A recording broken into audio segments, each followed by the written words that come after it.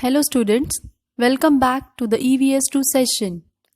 Now you all open your textbook to page number 7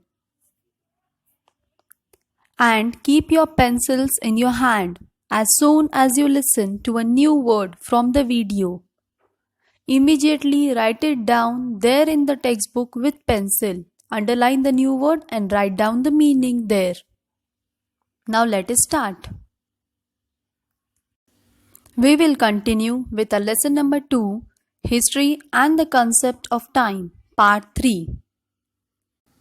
Our today's topic is Measurement of Time and Methods of Measuring Time. Let us see what are the units of measuring time. To measure time means to measure the length of time. For example, when the sun rises early in the morning, we say it is the morning time. When the sun is overhead, we say that is the noon time, that is 12 o'clock. When the sun is about to set, that is the evening time. When it is dark in the night, we say this is the night time. So students, we actually measure the time on the basis of the sun. The following are the units of measuring time: second, minute, hour, day, week, fortnight, month, year, century, and millennium.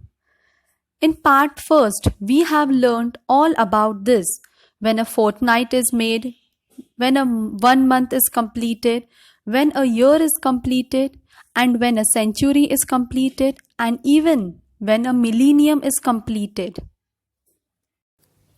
Children, a second is the smallest of these all units. When many seconds are formed, that is 60 seconds makes 1 unit. When many minutes come together, an hour is formed. When many hours, that is 24 hours are collected, 1 day is completed. When 7 days are completed, you know this, a week is formed. When 2 weeks completed, a fortnight is formed. When 2 fortnights are completed, 1 month is formed. Like this, we complete till the millennium. This we have learnt in the first part, isn't it? There are various methods of measuring time in different parts of the world. Of these, the common or the Christian era is the most widely used. Why do we use this only? Because we have taken English as the common language. Students, we generally indicate a particular day by writing the date of that day. The date consists of the serial number of that day, followed by the name or serial number of the current month, and then the serial number of the current year. Here you can see today is Wednesday, right? Today's date is 22. The month is 7, that is 7th July. And then we write the year, that is 2020. So always we write first the date, then the month, and then the year. There are other methods too. We have seen that the Christian era began in the memory of Jesus Christ, isn't it?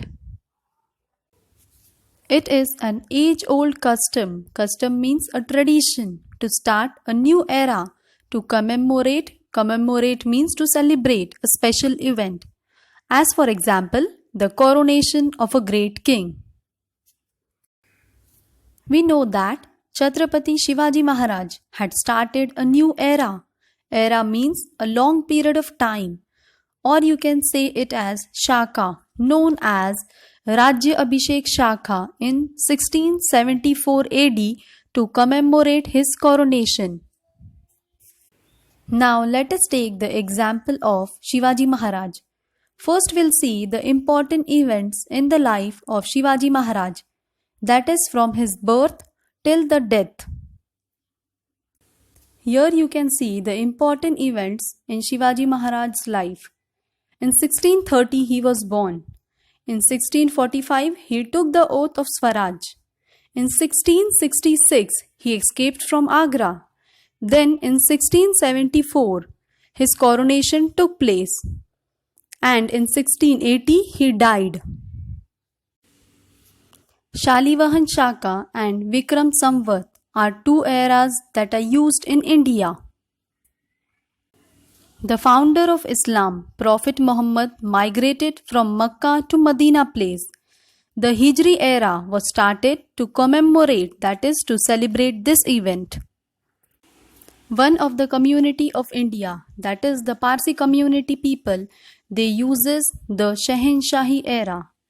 This means all the different communities of India, they use the different era calendar.